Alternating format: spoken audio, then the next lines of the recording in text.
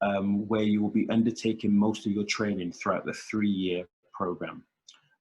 Throughout the training, you'll undertake your work-based learning, fully supported in applying newfound skills and knowledge as part of your operational duties, as well as self-directed study and reflective learning.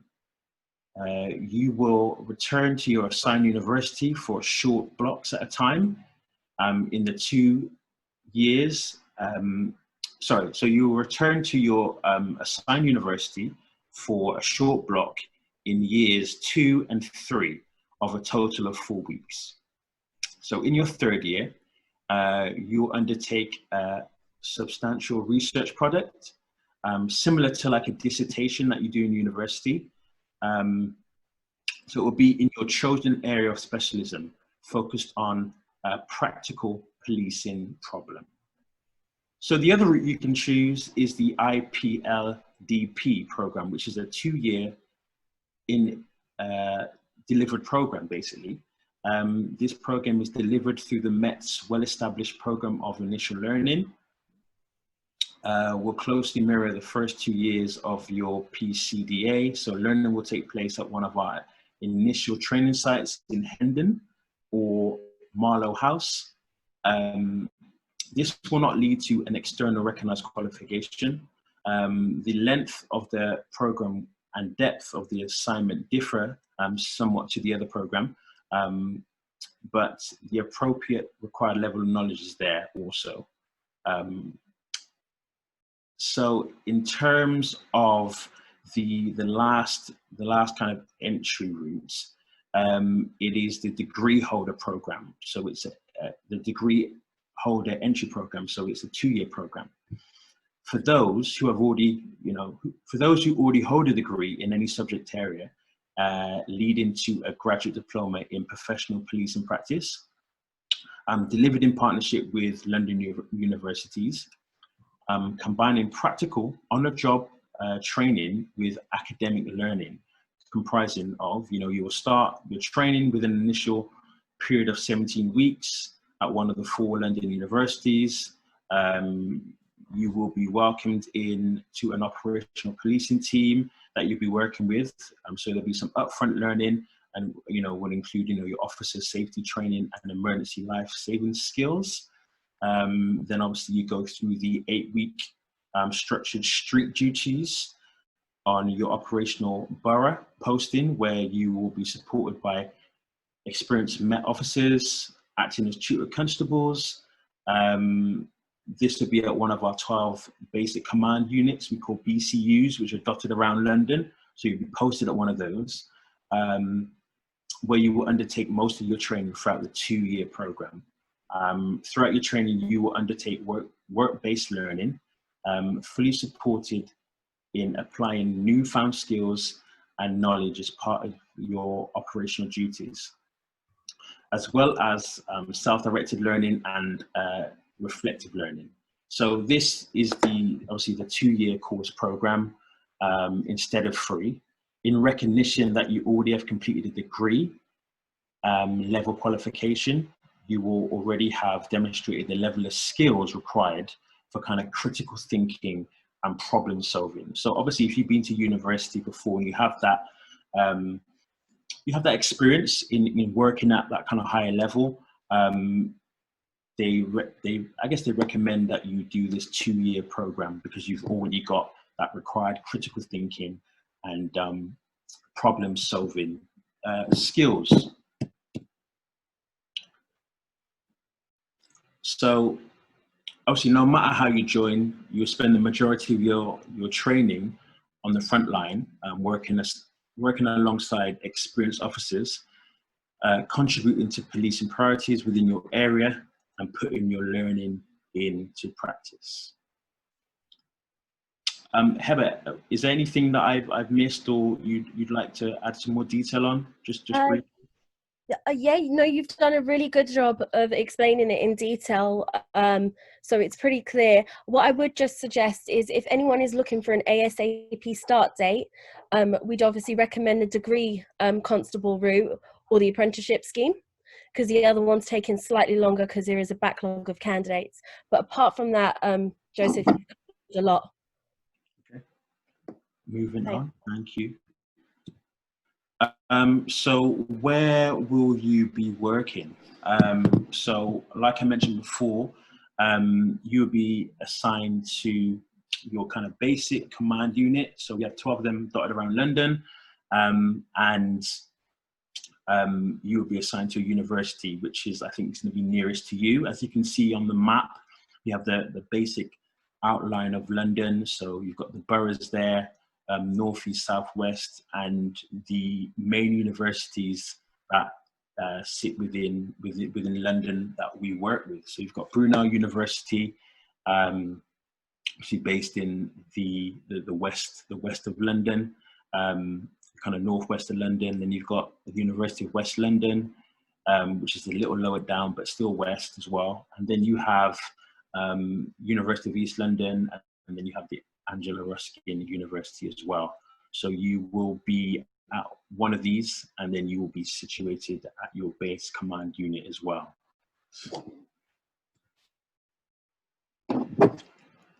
Okay, so moving on,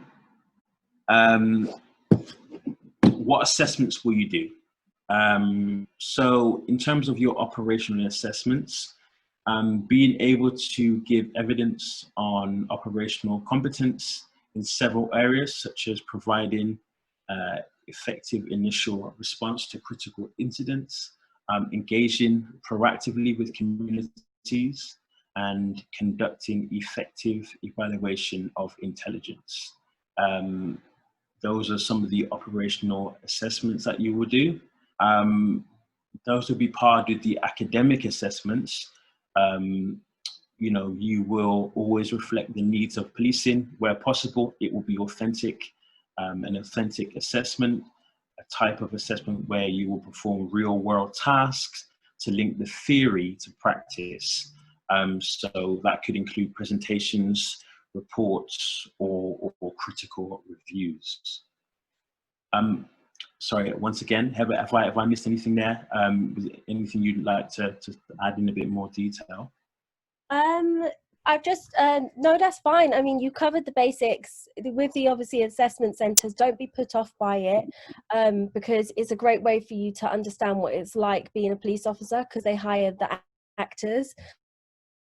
So they come in and then put you under pressure, and they want to see how you guys communicate effectively. So definitely go through that process. There is obviously that element of the fitness test, but we can assist you guys through the whole process. Once you've applied, obviously just send your reference codes to Joseph, and then we can guide you through that assessment centre.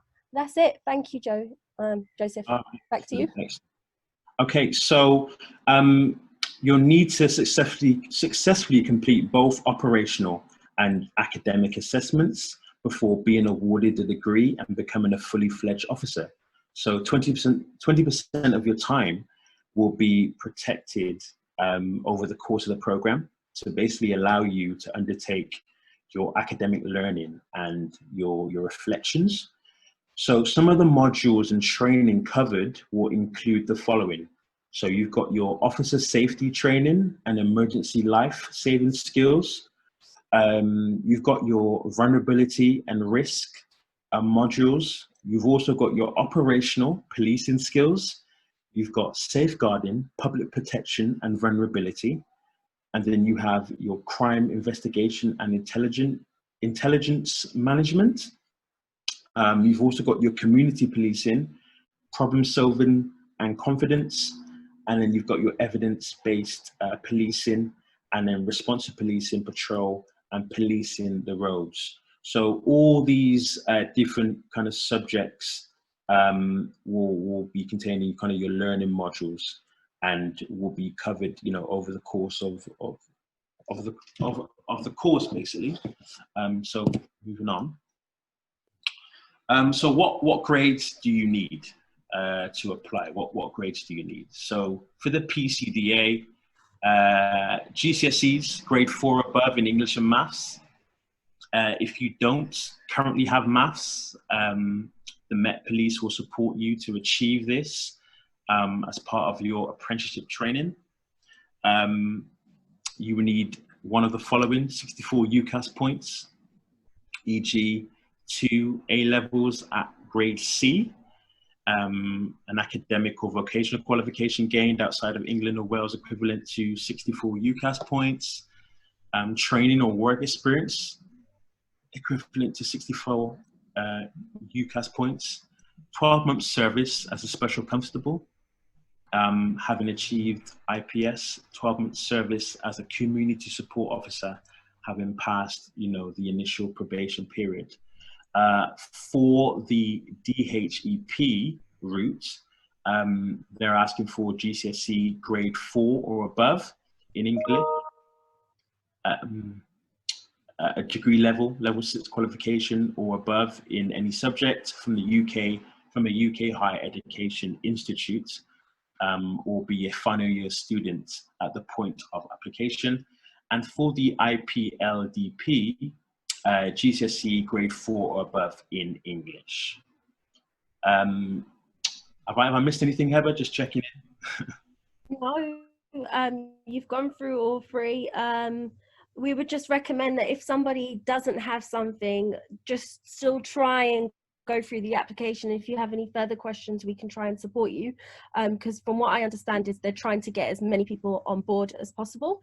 So don't be put off if you think you don't have a particular grade. With the UCAS points, a lot of people will have the equivalent work experience, so try and work around it as best as possible and don't be put off by applying. That's it, Joseph. Absolutely. Back to you. Okay, so how to apply, and the application form. So the recruitment process kind of basically goes like this. So you do your registration and application via the Met Careers website. And then we briefly mentioned the kind of health assessment. So there will be discussions around general health, blood pressure checks, hearing tests, and eyesight tests. There will be a substance misuse, DNA, and fingerprint tests. We will also require the fitness test. So basically, they do the bleep test, which is something that some of you may have done back in school or may know about from just general life in terms of training and things like that. So it's a fitness, it's a aerial-based fitness test, aerobic-based fitness test, where they require you to get to level 5, which basically it's 2 cones marked out 15 meters apart, and you will have to get from one cone to the other before the beep or on the beep. So they require you to get to level 5, which is, I think it's very doable for a lot of people. It's very, very doable. Yeah. There's training and things like that that is possible for you guys to go on to kind of help you get up to the level. But it's very achievable. It's very, very achievable. It's something that you can do in your spare time and kind of get your fitness up to a good level. The level 5 is definitely achievable for a lot of people, but would require a couple of weeks of training, just practicing the test outside, other than like going on a treadmill, practicing the test. So when you get to the assessment, you're fit and prepared to go through that test and get the level required of you. There are also kind of pre-employment checks that you do. So your verbal reasoning, diagnostic tests, and then you've got your onboard training and then passing out. Have I missed anything? No, you've pretty much covered the whole health and fitness, which is great. You mentioned that people could train for it. If you haven't to the gym in a very long time, it takes about 6 weeks for you to get to that fitness level for you to pass it. So like you said, Joseph, don't be put off by that as well. It's really easy. But yeah, absolutely. back to you. Thank you. So it's It's easy enough. It's definitely easy enough. If you haven't been to the gym in a while, Yeah. I would say definitely do a couple of weeks of training. Don't let that put you off. Yeah. Level 5 is definitely a reasonable level of fitness. Like I say, it's 50. The cones are 50 meters apart, and all you're required to do is kind of get to the cone on the beep or before the beep. Yeah. So it's a real old school kind of fitness test, which just basically Yeah. measures your kind of aerobic capacity. You can practice it anywhere as well, Joseph, which is great. Yeah, absolutely. You can do it anywhere. Absolutely, Yeah. absolutely. Okay. Next slide. Just some key pointers, to be honest. So during the application process, we do recommend you guys to always be honest with your answers. They say be honest, and if in doubt, disclose it. However minor you may think it is, put it in, because we will find out about it anyhow. Check your social media feeds for any inappropriate content.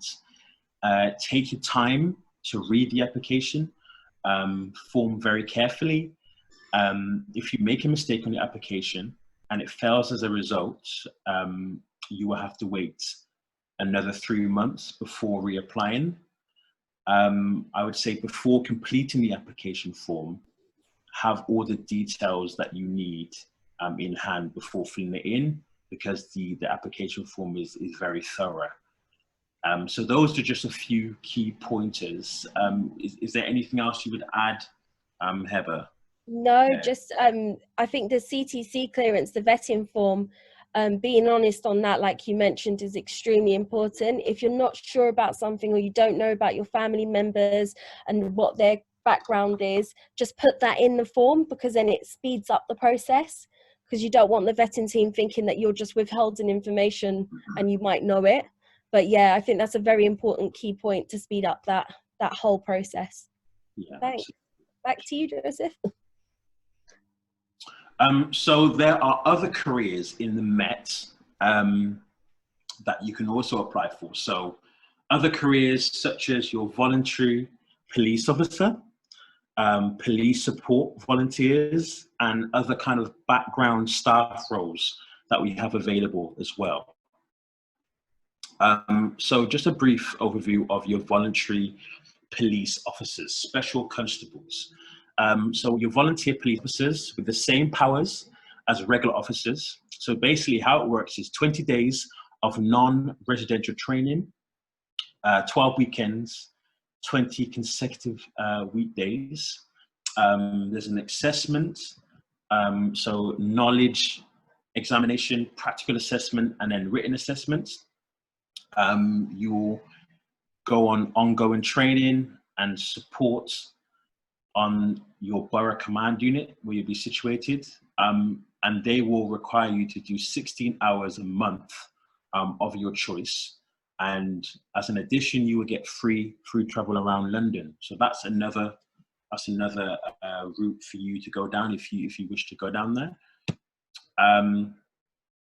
So some of the things you'll be doing as a voluntary police officer. So you will be responding to 999 calls.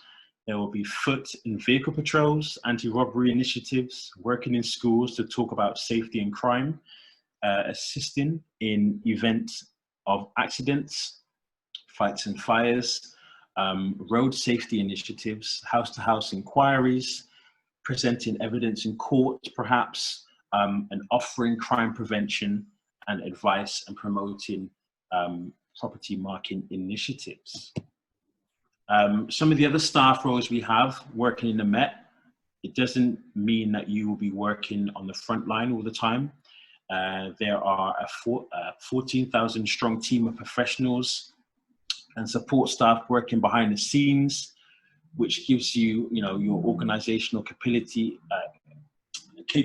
to police London. So roles from accountancy to administration, finance to forensic, HR, IT, and occupational health, to operational support and everything in between. So like I said, there are a range of different avenues that one can go through if they, were, in two minds about becoming a police officer, or they wanted to go down another route. There are so many different avenues that you can do to join the wider family, really, and be a part of helping to kind of cultivate change within your community, and just being a part of a wider team, really, that is embedded in doing the work that we can to make changes. Okay, I've done a lot of talking.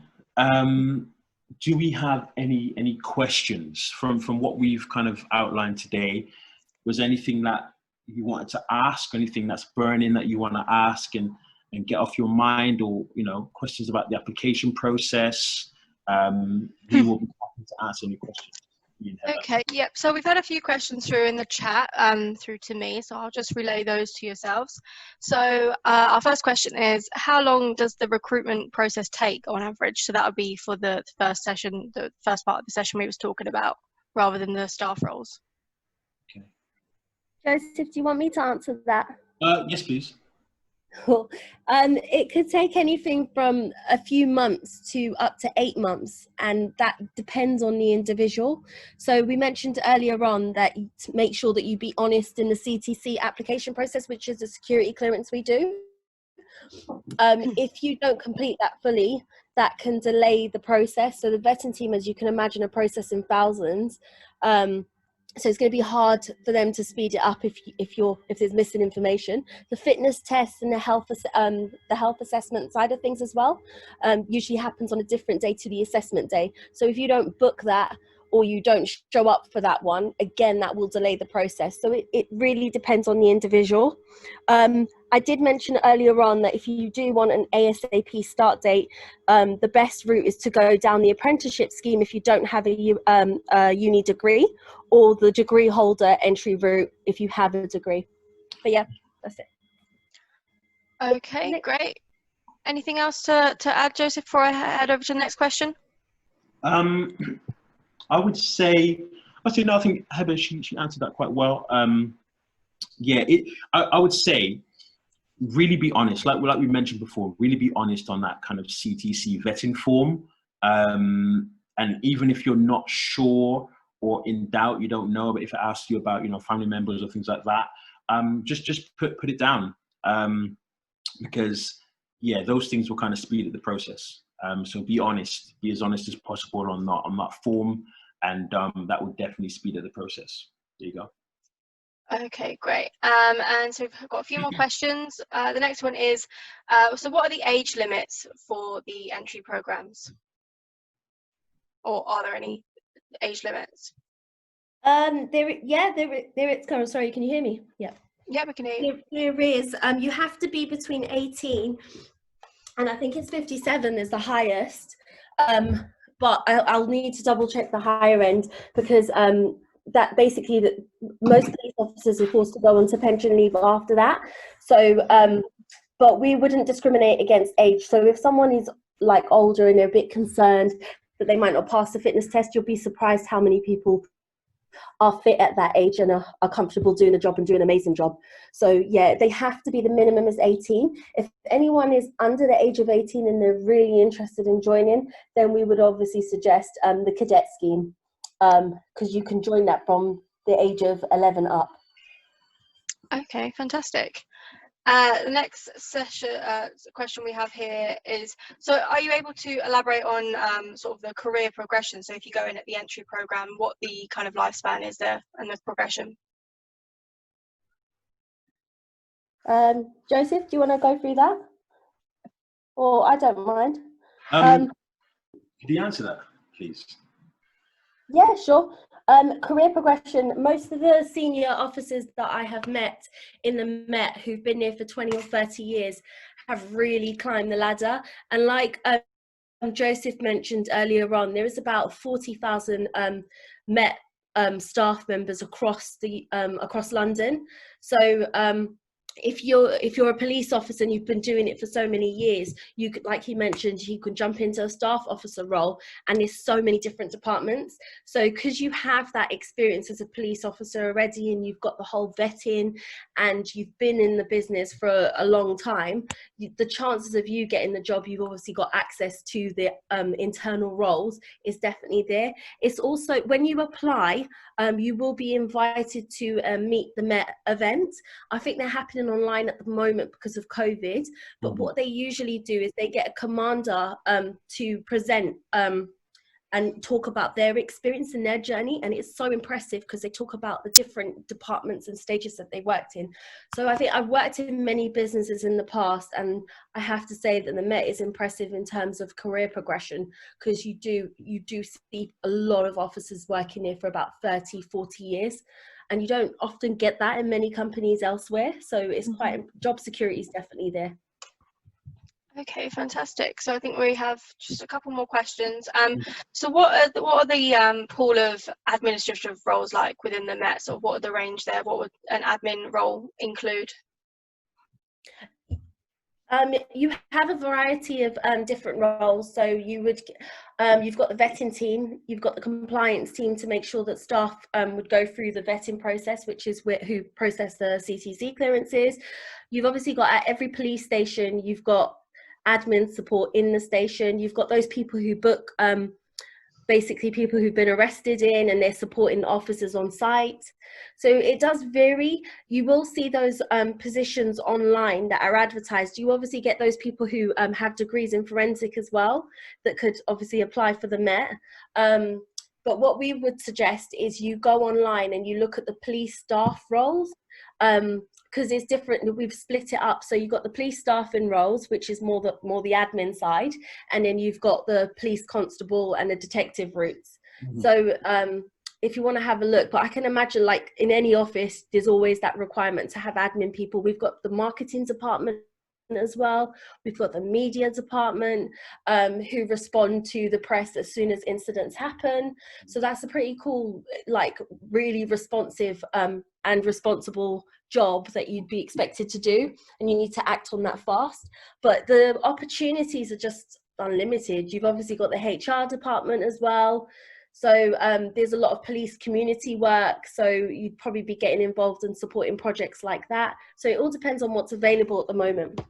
But yeah, I would recommend having a look at the police staffing roles to see exactly what's available, and you can obviously go for it and apply for it. Okay, great. And I'm going to go for the final question here. So how do you deal with candidates with disabilities or health conditions? As you were talking about the health assessment, and it can be quite rigorous. How would that sort of pan out for candidates who do have certain disabilities or health conditions? So we don't discriminate. I think the best thing to do is to apply, and then if you feel like there is something that the candidate would like to flag it from the start, and we can support you. So anyone with dyslexia, for instance, will get extra time when they're doing the written part of the assessment. So there are a number of methods implemented to help support people. Obviously, if somebody is really physically disabled, then it would be tricky to get them on the streets because you're putting their life at risk. So that's, in terms of that, that's the only thing that you obviously would be with the health assessment. If someone's got depression, we wouldn't stop you from applying. You still go through that process. And then if you have any concerns, there are doctors that assess you that go into detail. I think hearing and sight is essential because of obviously the situations that you're going to be in. So we don't want to put anybody in danger if they're on the road or they're dealing with a serious crime. We've got to make sure that they're fully capable of handling them, like the situation, and making sure that that individual is safe. But I think at the end of the day, you've got officers who have dyslexia, and there's obviously different levels, but they still go through the process. So if you've got any disabilities and you're a bit concerned about it, I would still strongly suggest you apply. And if you have any questions and you want to speak to us in more detail, you can reach out to us individually and we'll have that conversation with you. Okay, yeah, that's great. So I would say we'll wrap up here, and if there are any more questions from participants, if you just email them over to myself, so that's who you got the invite from, Ellie Ormisha, and I can get them back to Heather and Joseph, and we'll get back to you in due time. So I think that's everything, but thank you, Heather and Joseph, for joining us. It was a really great session, and yeah, we hope everyone has a great day. Thank you so much. Bye-bye. Right, thank you. Bye-bye. Bye.